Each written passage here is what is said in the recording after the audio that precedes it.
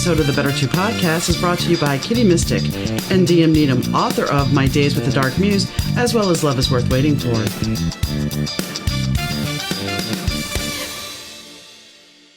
Hi gang, Donna here. Thanks for tuning into the Better 2 podcast. Today's guest is Donovon Jensen. Donovon has a story that I'm sure a lot of us can relate to. You have that wonderful job that you're happy at, and you want to get a promotion because, you feel like you're stagnating just a little bit and you really keep hoping you're getting a promotion. And, well, the boss tells you, well, we're waiting on the budget to open up, or we're waiting for this to happen, and we're waiting for hell to freeze over, because basically that's what's going to happen because it's never coming. So what do? You decide, I need a change. And he did make a change. He takes us on a journey of a change that took him to the near brink of financial ruin, and how he ended up turning it around. Plus, we also talk about his content creation and his talk show or podcast, Happy Talks. So I hope you enjoy the show. Hi, Donovon. How are you doing? Doing excellent. How about yourself? Good. So you just got off of work and you work for Google as a software engineer. And Yes, I do. You have quite the journey of getting there, because you quit your job and then you had an 18-month journey of you had no coding experience. So how did you go to work for Google? Yeah, so I guess we'll start at where I was to begin with and then unravel this story a little bit. But previous to that, when I was working, I was doing sort of a social media marketing, customer service type of mixed job. And I was doing, okay at that job. And it was one of those situations that you get in corporate life where it's like, oh, we're going to give you a promotion as soon as we get the budget opened up for, oh, it looks like that didn't happen this month, this quarter, this year. So I found myself sort of in a limbo state where I wasn't really progressing.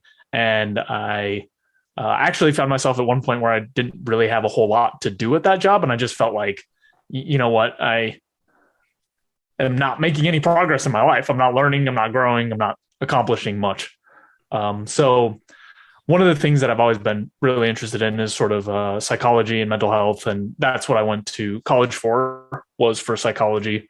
But if you just get a bachelor's in that, then that doesn't open up a whole lot of careers either.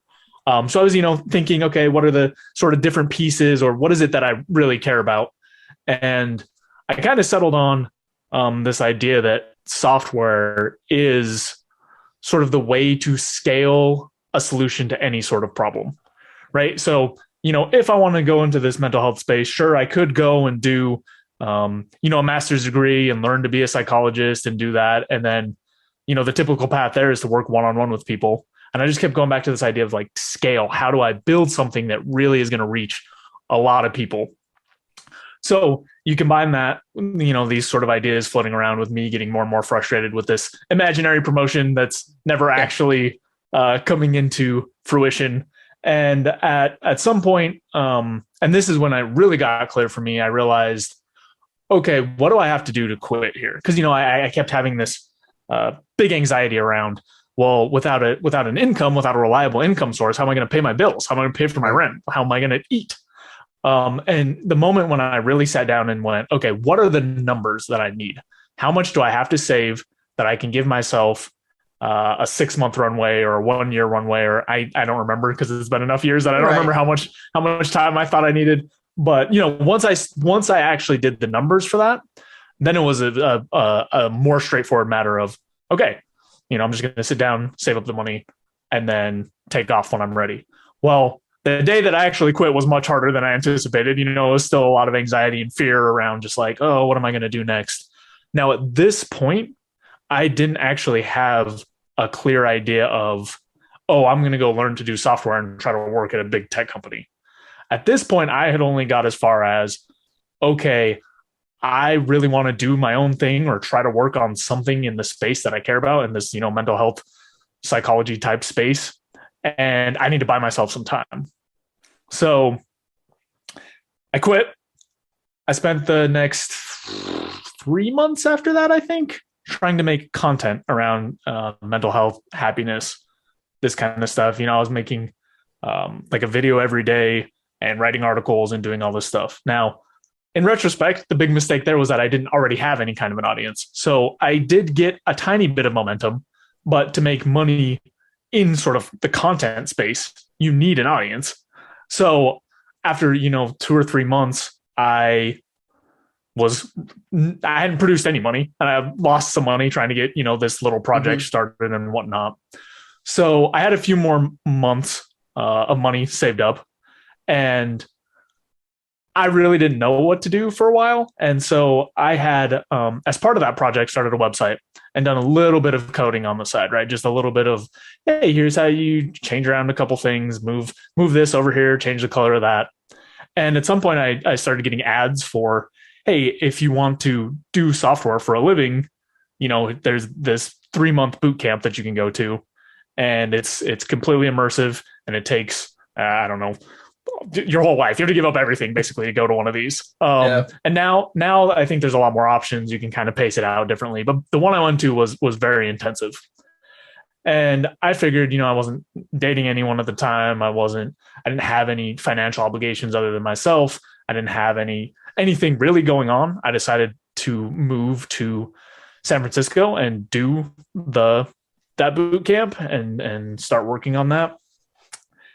And I'll pause here for a minute because I feel like I've been rambling for a while. Did you have any questions or anything you wanted to? I'm listening. I am actively listening because it's your journey. And if I have questions, I will raise my finger, or I will stop you. But continue, please.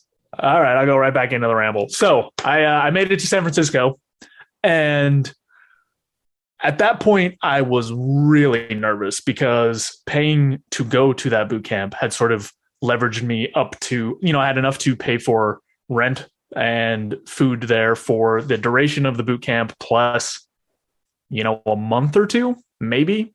So I was really banking on, okay, well, they say that you can get these really high paying jobs right out of this boot camp. I don't know how true it is. I've never met anyone who's gone to one of these things. I don't know that much about the field or anything, but, I had that idea rolling around in the back of my head. Well, this is the way that you scale up solutions to anything. So if I ever start my own business, or if I ever work on anything, or have a friend that works on anything, like, this is a skill set I need to have. So anyway, I went to the boot camp. I don't know how much there is to say there, besides that it was a boatload and a half of work, and extremely frustrating. A lot of the people that went into it already had some background, and I guess I just had some small aptitude for it because I was able to, they had sort of a test to get in to make sure, like, oh, do you at least know the very bare minimums or whatever. But anyway, it was a very uphill journey. But, I made progress. Things seemed like they were going all right. Relative to other people in the class, I felt like I was performing, fairly well. I wasn't like falling behind or struggling any more than anyone else was, and everyone was kind of having a rough time. So by the time we sort of got to the end of that boot camp, I felt pretty good. I felt pretty confident. Like, okay, I think I learned all the stuff that I need to know in this 3-month period to really do this software stuff. And then I started applying for jobs, and they sort of, part of that program, they give you someone to help you sort of structure your job search. So I was applying to probably 5 to 10 jobs a day, something like that. Anyways, but I felt good, Yeah. And, I get into it 2-3 weeks, and I've had maybe one interview, and I got absolutely blown out in it. And, so I'm like, okay, well, hasn't been that long, still have enough money, to kind of get things figured out. I have some more runway.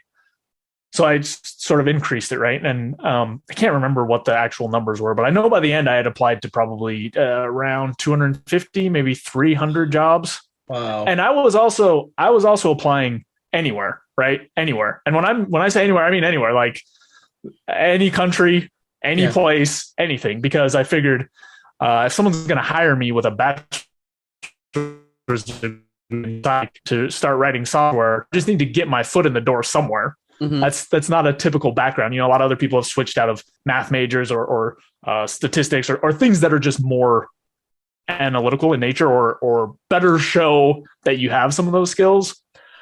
So anyway, I got right up to the end of sort of the second month, which is about, all the money I had budgeted for.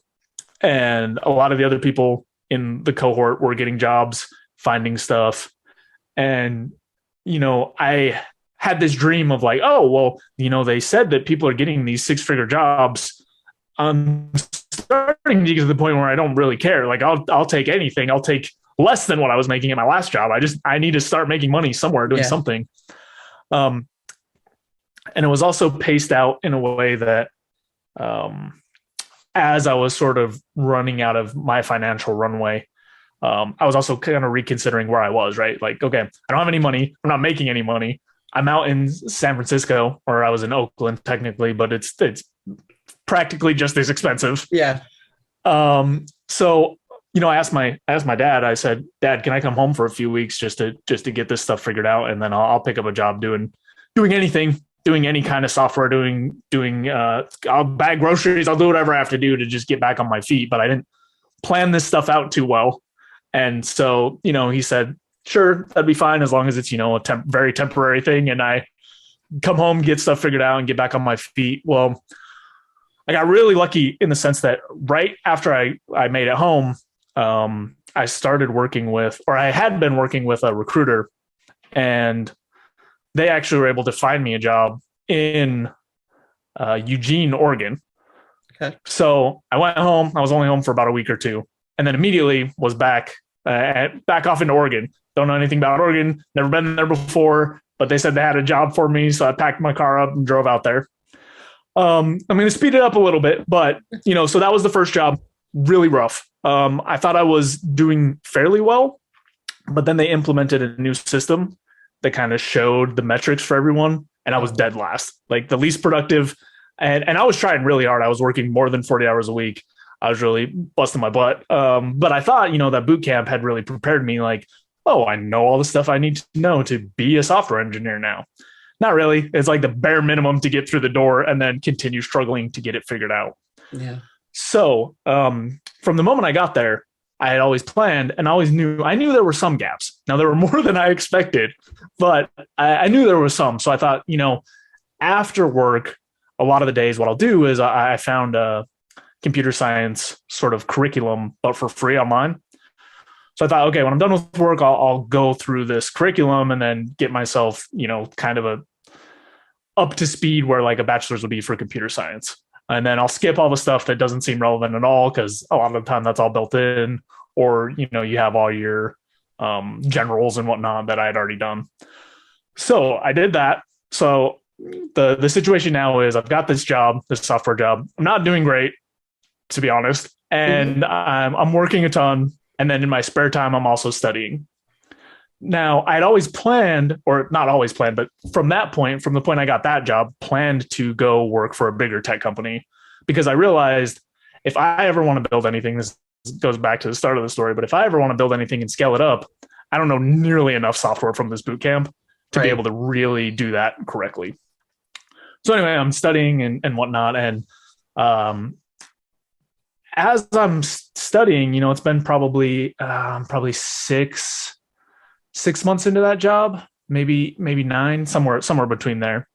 I get a message from a recruiter that says, "Oh, we got your application to Google.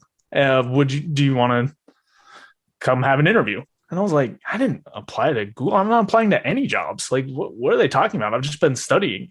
Well, come to realize that they're actually talking about an application I put in from the boot camp like 6 months previous. Wow. I think Google might be the only company that can wait, 6 to 8 months to respond to a candidate and still have them be interested. Yeah. But I figured, hey, I'll give it a shot. Like, I'm just here studying. I will probably get blown out. Like, I'm not even performing very well in this job, but I'll give it a try. So there's a book called Cracking the Coding Interview that's specifically geared towards sort of doing these big tech company interviews. And I went through that, tried to make sure I could solve all the problems, or at least as many of them as I could in the given time frame. And then I flew out, to the Google headquarters, and the way it's set up is there's like 5 rounds of these hour-long interviews, and you're writing code on a whiteboard and solving these problems and whatnot. So I did that, got to the end of that day, and was like, there's no chance. Like, I did so bad on some of these questions. Like, I didn't even start answering the problem, let alone actually finish. And so I just, I got my expectations around, like, I did not perform well enough to make it here, which is okay. Like, it was a good learning experience. I know what I'm up against. I know what kind of questions they ask, or like how hard it's going to be. I could see kind of the distance from where I was to where I wanted to be. And got back, didn't hear anything from the recruiter. A month went by, didn't hear anything. I messaged them and they just said like, oh yeah, we'll get back to you when we get back to you and whatever else. But after about a month and a half, I got a call from the recruiter and they said, hey, so I wanted to give you an update on sort of the application you put in the interviews. But first, how do you think they went? I was like, well, I don't think they went super great. There was definitely a lot of room for improvement. And, the guy's tone was really somber and whatever else. And he's like, well, would you feel if we extended you an offer for whatever amount of money, which was for me, like a complete change in my entire life, like an amount of money that I didn't think you could make at entry level at a job somewhere. And I was like, internally, I was like extremely excited. But externally, I learned from that boot camp, like you need to negotiate and you need to do all this other stuff. And I was like, oh, let me think about it and I'll get back to you. And inside you're going, yes. Yeah. Inside I'm like, I don't know. Do they have like a diversity quota for engineers who don't know how to code, or like what is this? Is somebody punking me? No, so yeah. So that's kind of the gist of that part of the story. And then, I thought that I had kind of made it by that point, right? Like, okay, cool. Like, I got this super awesome job. Well, the story's not quite over. When I got there, I sort of had this expectation that they knew what was going on and they had put me in a role or found a position for me that was suitable to where my skills were and what I knew and whatnot. The reality was a little bit different, which was sort of the same as that first job, which was, because I had jumped up to this much higher level company where the baseline is so much higher, their expectations were that I was really good at writing software. So I found myself back in sort of that same situation, just really working, way over 40 hours to try to get caught up on everything. And that lasted for about a year and a half or so before I sort of started to get more comfortable with things and get things figured out and get to a point where I wasn't as worried about things. And there are some other details that I could fill in, but I've been rambling for almost 20 minutes straight now. So I'll be curious what you got, what's going on your end. Well, the start of your story about your original company telling you, oh, well, the budget hasn't opened up. I'm going to be honest. I was in a position as a supervisor to give reviews, and it would be like, we go in and they're like, okay, the max raise you can give is 3%, but nobody's getting 3%. So as soon as we were given that authority that you're going to do this, they took it right away. So that I can understand completely. Yeah. Oh yeah. We're going to give you a promotion. Yeah. It's going to open. Oh, it didn't open. It's the shenanigans of corporate America. That's just the way it is. And interviews, once again, I was in a managerial position, so I had to interview people. And I got told by my employees after they were comfortable with me being on the job, they were like, I cannot tell if I got the job or not. You were so stoic. It was scary. They're like, do you play poker? I'm like, no, I don't. But I'm glad that people were still willing to take a chance on you. It had to be scary as anything to be coming down to that wire where the bottom's going to fall out. Yeah. So I will say that this experience, more than anything, has challenged me in terms of where my limits are, right? Before I had done any of this, I did well in school. I Had done well at that other job. And, I pushed myself some, but not nearly as hard as this. And there were definitely times where the tank was on empty. And I was just like, I don't know if I can get through this. I don't know. I don't know how to do this. And I don't know if I'm ever going to figure it out. When you were talking about, the mental health aspect, I know there's apps, there's Quilt, which is an app, a social app that people go on and talk about depression and then talk about mental health issues. So there is that ability for you to create what you want when you get there. That's still there for you to be able to do. And I mean, how many podcasts are out there talking about mental health? And I know yours does too. So, I mean, it's a very positive thing, because as I was telling somebody yesterday, we used to not talk about mental health. We used to not care enough about mental health. If you had a problem, we didn't want to know about it. Put your little mask on and hide, because we don't want to hear about it. And yeah, you definitely. Oh, God. Sorry. No, go ahead. No, go ahead. I was just going to say, you see it very different depending on the people that you're interacting with, right? There's still a very strong contingent of, oh, you have mental health issues, like just go figure those out on your own. Yeah. Well, that comes with the older generation, I think, because, and I mean, first episode was my mom's suicide. I talked about that. But the reason I'm bringing this up is because when she tried to OD and we called the paramedics, the neighbors were all outside with the police department and the fire department and the ambulance driver, because you made a 911 call. And this is 1983, 85, somewhere in there. And everybody's out and they're looking. And here I am at 16 years old, roughly, going, oh, she has the stomach flu or something. Because I'm not going to tell them that she tried to kill herself. There's no way. The embarrassment of it all. So you sit there and lie to the neighbors that are all gawking, and some have the balls to actually come over there and say, hi, everything okay? Now, are you really concerned, or are you just going to go gossip? So, but that was the 80s. Well, I mean, it's crazy to me because, I moved around so much the last few years to see the differences in places, in their positions by like area, right? And just the type of people that are in a certain area, or, because I think about, I'm originally from Utah. And if I think about, in Utah, I don't know how much progress has really been made in the last, 20 or 30 years there. And that's a state with a very high rate of suicide. And it's sort of the same thing, like, are people actually checking in on each other, or are they trying to get gossip and figure it out? And it's just really sad to sort of see those sorts of interactions when there's a level of more authentic sort of connection and community that there can be, to sort of support people. And there's so many people just like struggling in the depths of misery. Well, and COVID has really done a number on everybody. I mean, I don't, whether you actually had it or just the experience of being locked down, just our whole world has been turned completely upside down. And I want to say it's fractured all of us, whether we admit it or not. There's a slight fracture in all of us now, because it's like, how do we move on, and when do we progress? When will life ever get back to some normalcy? It's never going to go back to what it was.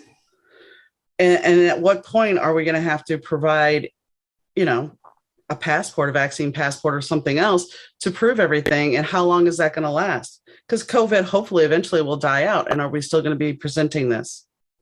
Our world is different. Right. Yeah. And you add into that, sort of going back to this mental health piece, it's really shaking things up for people in a negative way for the most part. And things that were already a struggle in a lot of places, like a sense of community and connection, are further driven apart by not only the virus, but the fact that there are differing opinions on how to handle it and what we should be doing and things like that. It's really been a tough time for a lot of people. Mm-hmm. And I don't know that but if you step back, we were already headed to that divide when, dare I say, President Obama got elected. We started seeing a divide grow, and it just continued to grow when Trump got elected, and then the virus happened. And and the thing is, when you get down to it, we're all human beings. And we need to, you're not going to change somebody's opinion by posting a meme. You're not going to change an opinion by screaming at somebody because your sandwich isn't made to your liking, or calling the cops because of that. Great. You can go on and become social media famous for whatever reason, maybe lose your job and whatever. But was it worth it? And did you really garner anything from that? Yeah, that's one of the things that I find really interesting. And obviously, I'm still working through my own journey, but a sense of actual community and connection as opposed to, because I think one of the strongest threads right now is sort of what you're talking about, where it's like, how do I make this 10-second video slam dunking on someone else who's in my community about something stupid to get a bunch of views? And I just feel like the sense of community for a lot of places and a lot of people and a lot of groups and stuff is really splintered. Now it's kind of interesting too, because there's all these online places that you can go to sort of foster some of these communities. But I guess, yeah, I just feel this strange sort of underlying current where the actual face-to-face communities that a lot of people are in, people are not treating each other very well. And I don't know what that's been like historically, because maybe there weren't all these videos and maybe it's been the same as it's always been. But it doesn't feel great to just see that pushed everywhere and see that stuff so popular. Well, and I think, okay, well, everybody knows about Book Talk blowing up. If you're an author, you should be on Book Talk on TikTok, because it's the place to be. And then somebody posted because they got triggered by a book. And so then this whole battle started within the community where readers were turning on authors and authors were turning on readers and authors were turning on other authors. And it's like, are you guys winning any prizes here? Is this some kind of, what is the point of all this? So we create trigger warnings. Okay, fair enough. If you don't want a trigger warning, then that's on you. But it's got to be a point where what's going to be beneficial to everybody, attacking each other is not going to do it. And I'm sure there's the same thing with you rapping, because you do poetry and rapping, and people will start dissing you for whatever reason, and there's no reason for it. When does the armchair jockey decide to step off his high horse and get with the program and try to relate to everybody instead of tearing everybody down? But I had a conversation earlier with a guest, and he was talking about how, we look at people that are below us as that we're above them. The people that are the same as us, well, we look at them kind of like, well, you're not as good as us. And then the people that are above us, we try to pull them down, which is true. So why can't we just take away that classist attitude and try to see that we're all human? Yeah, that's some of the stuff that I'm most interested in terms of how do you actually get people from one place to the other. Because, when you think about what's most useful or what's most productive for you as an individual, just purely from a selfish perspective, right? Just for me, what's the best for me? Well, the most helpful thing is actually finding ways to connect and sort of be with people instead of against them. Because the more people I turn against me personally, the more enemies I have, and the more people I have on my side, the more resources and tools I have at my disposal to get things done and sort of be more productive. And the reason I bring this up is because I myself was one of these people that used to go online and fight all the time about random stuff or just be a troll. Like when I was in college or maybe before. But I used to go on and just fight people about random stuff all the time. And it's the same thing that I see all the time of like not trying to understand the other person's perspective, trying to score points on them, trying to make other people look bad. Kind of like you were saying, across the different like ranges of people, or how I saw myself relative to people, pulling people down or kicking them while they're down or whatever else. And even from a purely selfish perspective, that's not a good strategy. No. And well, here's the thing. I was guilty of it. I had my memes that I would post about who I did not like politically. And at a certain point, after my husband passed, I'm like, you realize you're just standing there on the precipice screaming into a void, and you're not changing anybody's opinion. You're wasting your energy, and you've had enough going on. Just step away. And that kind of, I've lived by that since then. I don't get into these political wars anymore. I don't get into that. I've stepped back from that because it's toxic. not only for the Yeah. person I'm arguing with, but for myself. Yeah. I think that's one of the strongest realizations, at least that I've had, that was the most useful, was realizing that not only am I not accomplishing my goals, right? Because I would go through and sort of be mean to people or try to show them how stupid they looked or how bad their argument was or whatever else. But not only was I not convincing them of anything, wasn't making any progress, not useful in any in those terms, I also didn't feel good coming out of it most of the time. Now, sometimes I felt a little self righteous and hoity toity and whatever else. But Mm-hmm. at the end of the day, I didn't really feel good about it. And it didn't produce anything towards my goals. And I think that's maybe some of the confusion is people think that they're doing the right thing or trying to sort of move the needle in a positive direction. Some people don't care. But for the most part, I think people think they're doing something good. But when you look at what's actually effective, there has to be much more understanding and communication and a much softer entry point. But if we want to look back at the Karen phenomenon, let's just go with Karen. And yes, that did happen before COVID because I had a Karen on me one day. But because I have a parking placard, I have a handicap parking placard, and I drove from a bookstore to a gas station. I was picking up my husband from dialysis, and I stopped to get gas, and this woman got out of her car and comes over to me and she says, "You're not supposed to have that and drive." And I just looked at her. I said, "I'm not going that far." And she's like, "You're not supposed to have." I'm like, "Get back in your car. Just get back in your car.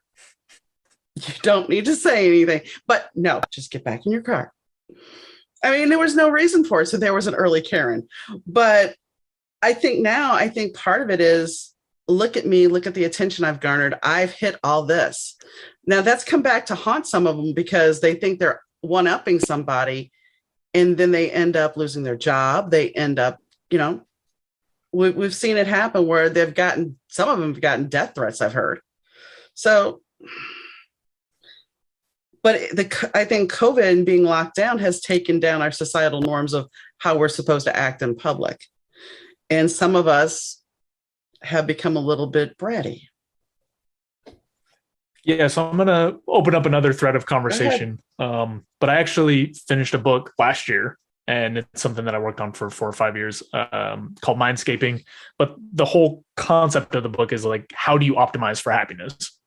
And I think it actually fits really well into this conversation because part of that book is talking about values and how people use really bad strategies with their values sometimes to try to produce happiness, but in ways that are not reliable. And I think it's a prime example of that, right? Where it's, you have sort of this value around, in that case, it's probably something around like justice or whatever else in the case of your parking thing or your driving thing, right?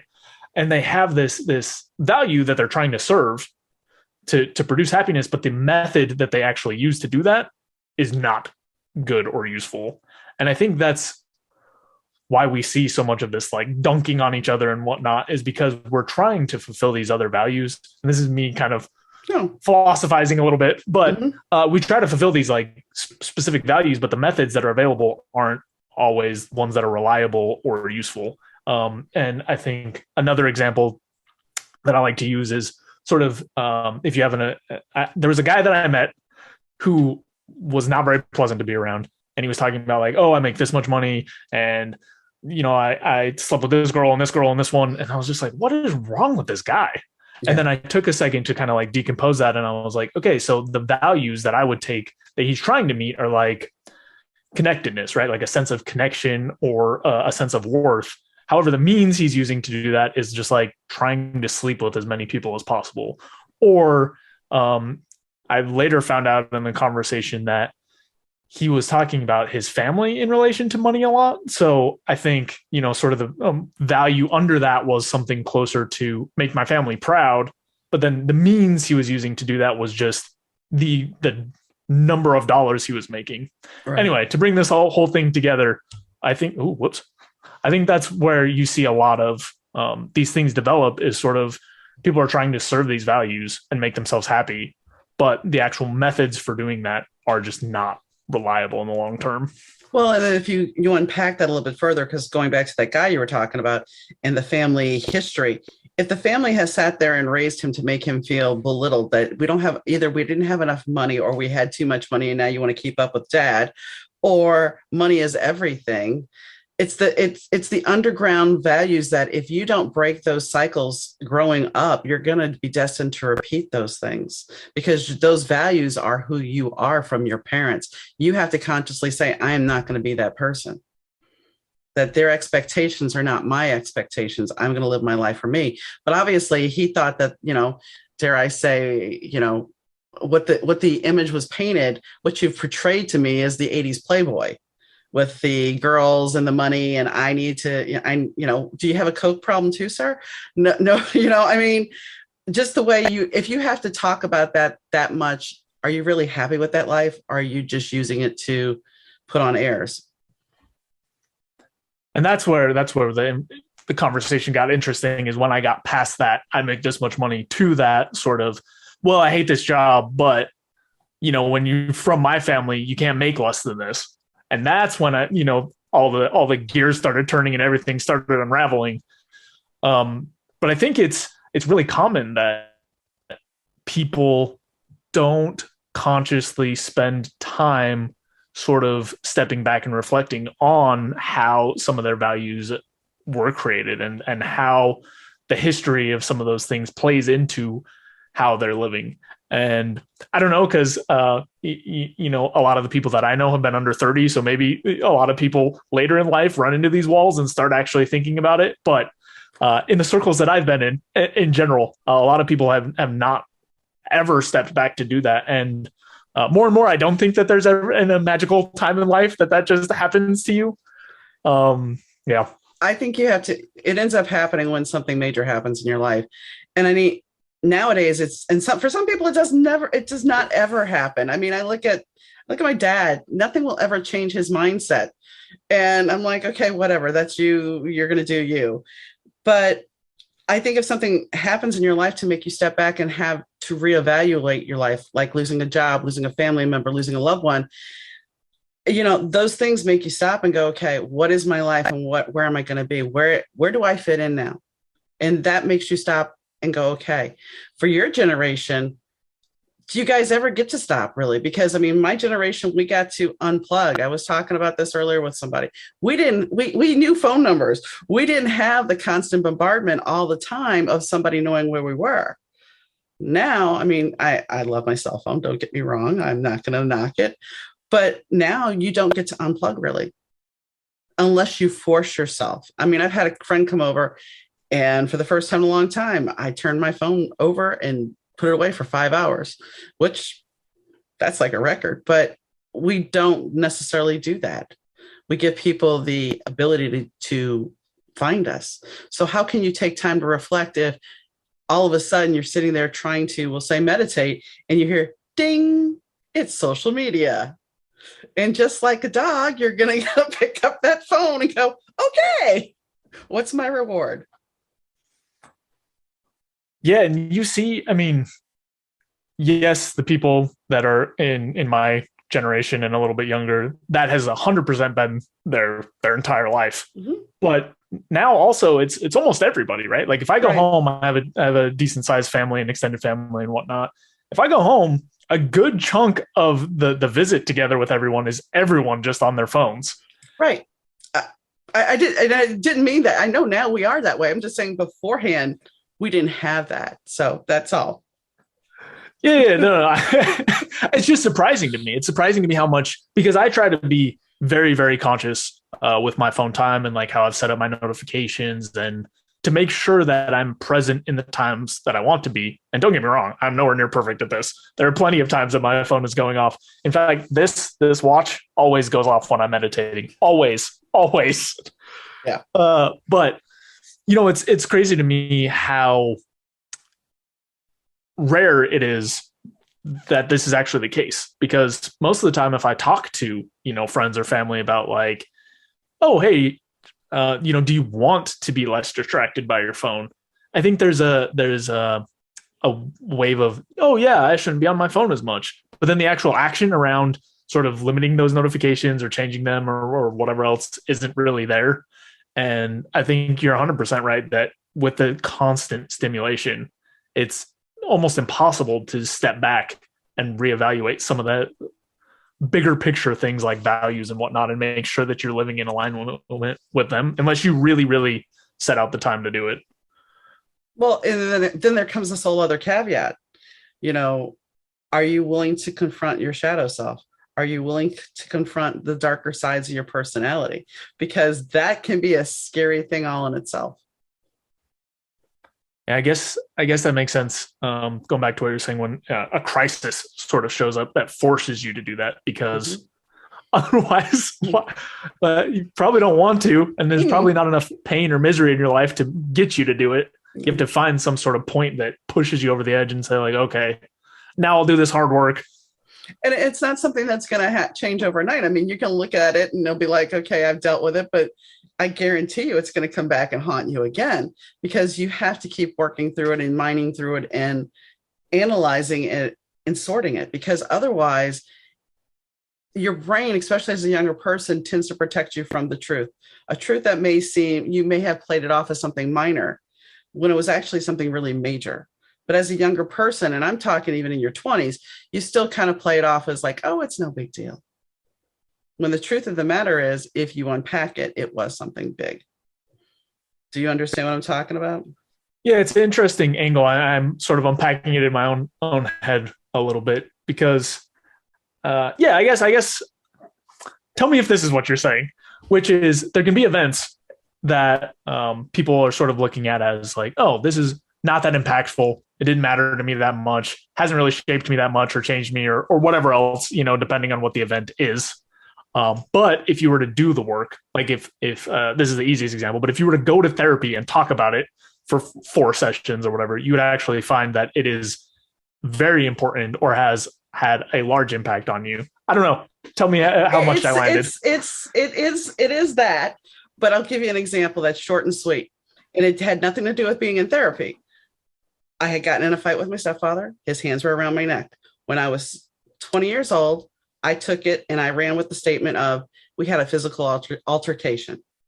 When I hit my 40s, my mind decided to really look at this because I was watching something on TV and they were like, well, that's attempted murder. And I'm thinking to myself, wait a second. His hands were around my neck. They weren't to give me a hug. It really wasn't a physical altercation. If his hands were around my windpipe and he was squeezing, that means he was attempting to kill me. But at the time, my mind could not handle that. Do you see what I'm saying? Yeah, so I think that sometimes our mind will sugarcoat something, and then something will trigger it to give you an epiphany. Yeah, I'm trying to remember. I actually just read a book with sort of the sciencey version of the exact same thing, which is I guess your brain has some mechanism set up for traumatic events, and the more traumatic they are, the harder that system in your brain works to find some sort of interpretation that allows you to sort of continue moving on with things as opposed to really, really getting stuck. Now, obviously, there's all sorts of instances of trauma where people do get stuck. But I wish I could remember any of the details of that. That's the curse of reading a bunch of books and not taking notes. It happens. And I mean, we were talking about, we're bombarded with information so much that there's the nugget, but it's like you can't remember all the details. So I get it. I completely get it. So let's talk about something happy. You went on YouTube and you decided you were going to do your poetry and you were going to rap your poetry. Is that how this played out? Yeah. So this is an interesting story. Let's see. Where is the best entry point here? So my entire life, basically, I've been interested in poetry and sort of rhyming and those kinds of things. And, I'd kind of written stuff in a notebook here and there and, sent some cheesy poems to girls when I was really young to try to impress them and whatever else. But I never took it too seriously and I never did a whole lot with it. But I guess I just had too much time in college, or I'm not sure how I really first stumbled into this. But I sort of got onto this internet community of rap battles that were only text, which is very niched, sort of strange. Okay. But it was really interesting to me because at that time I had only done the writing piece. So, and I liked rap music. I had listened to rap music ever since I was a little kid. So it was kind of a mesh of those two things that didn't force me to be vocal because I hated my vocals. I was extremely nasally, really bad. I had no vocal training to project or to do anything. I hated my voice. Anyway, so I started doing these sort of like text rap battle stuff, and that was fine. And then after I was doing that for a while and started building up, some more skill, I learned a little bit more about the structure of rhymes and how to compose different things. More and more people on that site, I started making friends on there, were pushing me to sort of do audio. And I was like, I really don't want to do this. But eventually, like, there was enough pressure and momentum behind me that I started doing that. So these exist somewhere. Please don't go look them up. Anyone, don't find these. But there are some like rap battles that I have on this out there. And they just didn't feel very authentic, but I still wanted to, participate in this community. For me, it was about kind of mixing, being competitive. I'm fairly competitive with sort of this other thing that I liked with poetry. Anyway, not good. My vocals were not good.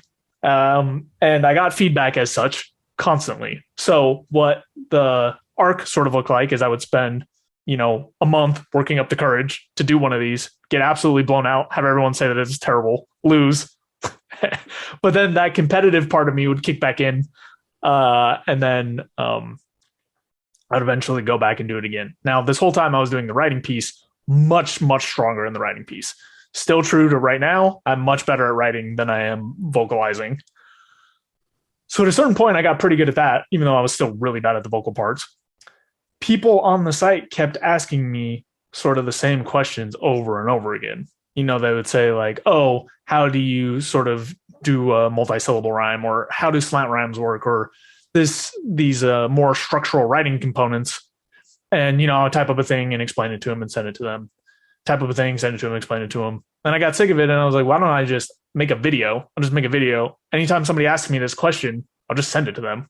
And I don't have to keep, typing this up with minor variations and whatnot.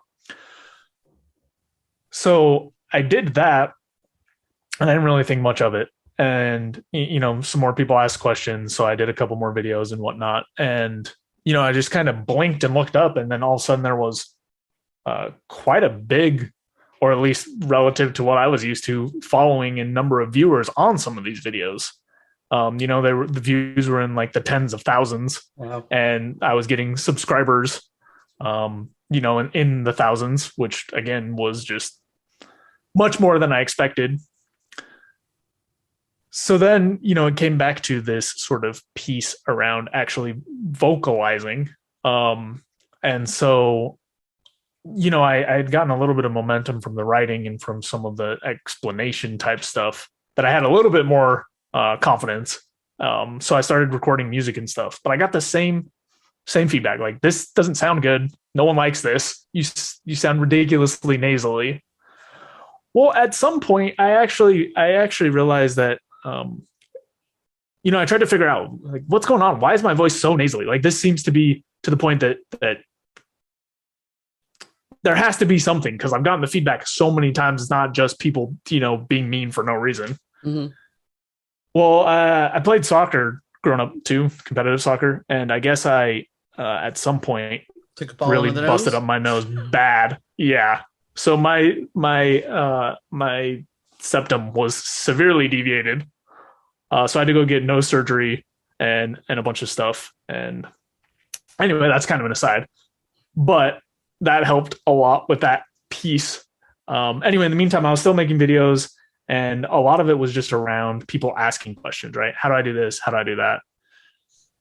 And over time, I sort of developed more of that skill based on what people were asking. So people would say, how do I rap in double time?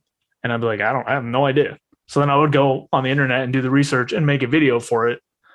And actually, this factors back into the original story, which is this was sort of growing as I was doing that other job. And at a certain point, I was like, I could probably just do this. I could probably just do this rap stuff and make that happen. And then I tried that as one of the projects I did over a few months because I had made a course and I was selling that. This story has gotten really rambly, but I made a course and was selling that. And I made a few courses in that time, but none of the other ones sold anything. So that was one of the failed projects I made in between before I started figuring out the software stuff. But all in all, sort of, it was just this slow journey of like, okay, I made something, I'll put it out in the world. Everyone hates it. Okay. But I'm really competitive. So I'll try again.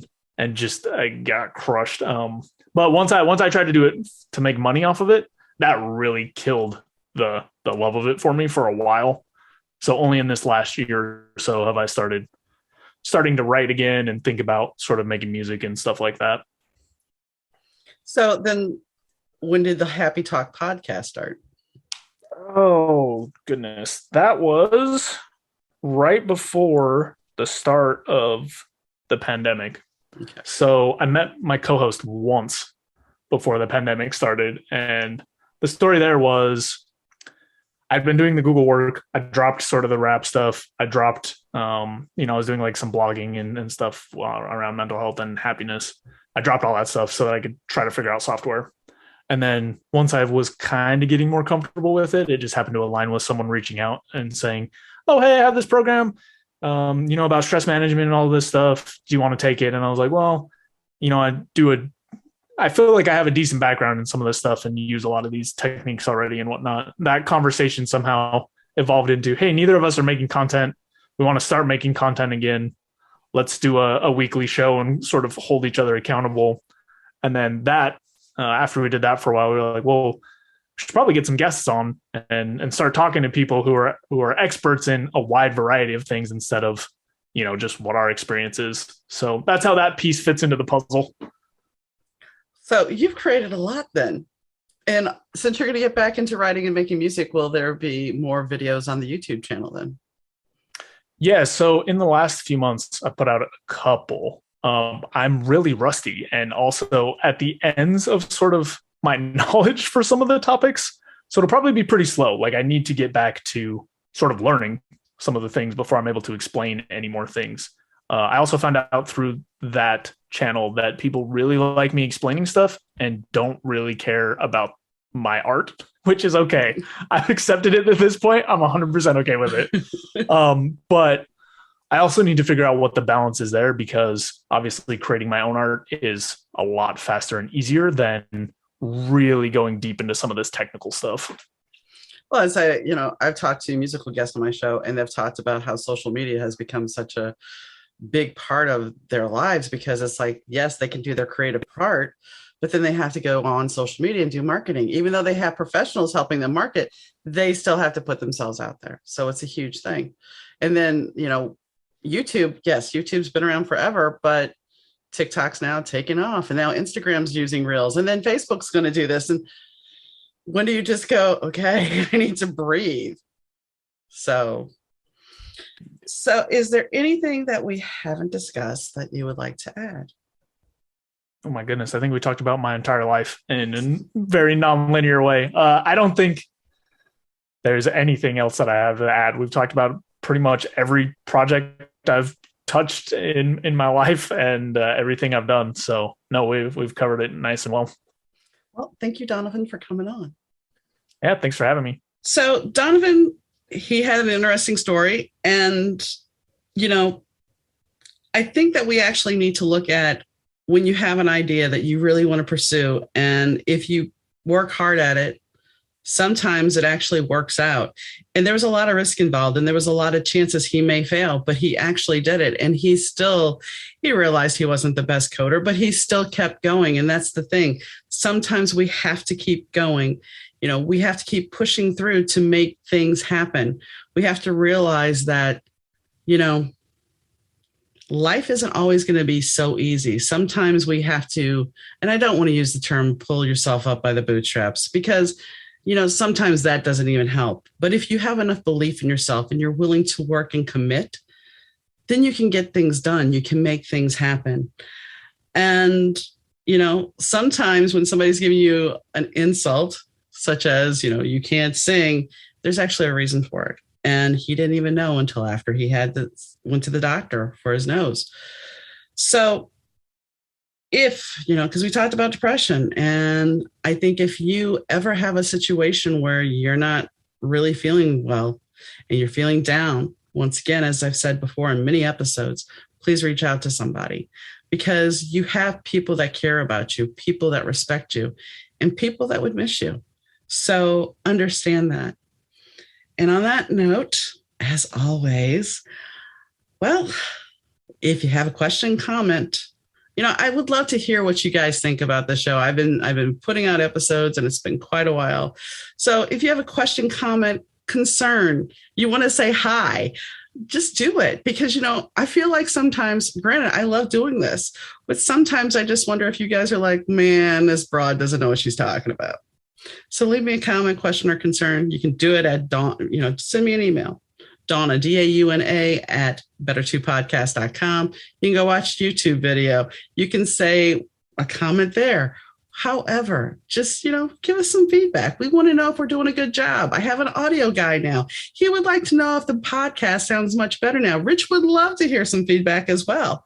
So you can email us. It's fine. We don't bite. I promise. Not much anyway. Anyway, if you have missed an episode and you would like to catch up, you can go to better2podcast.com. You can find all our social media links there as well. And if you want to leave a review, well, there's Apple. There's also Podchaser. And I'm sure there's a couple other pages that I'm not familiar with, but you can leave a review. However you want to participate in the show, please do. We welcome it. And on that note, I hope you have a great day, evening, or weekend, whenever you choose to listen. And I'll catch you next time, guys. Bye.